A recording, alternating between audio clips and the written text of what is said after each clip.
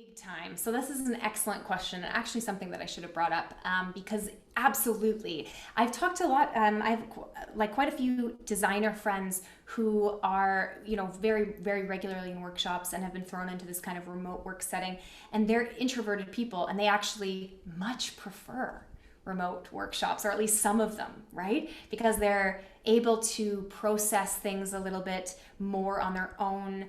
They're able to, pick and choose when they interact a little bit more.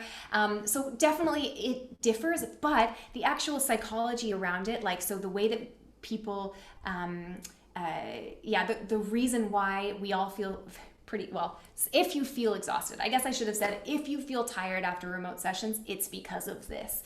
But I know I've been talking with, excellent question, Josh. I was talking with a friend of mine, one in particular, and she reached out to me when I was talking about this, and she said, actually it's super interesting. Like, I don't feel as tired. I feel way more exhausted in the room sessions. So I think it's something really worth considering, is how do we kind of balance both of those worlds, both of those energy levels.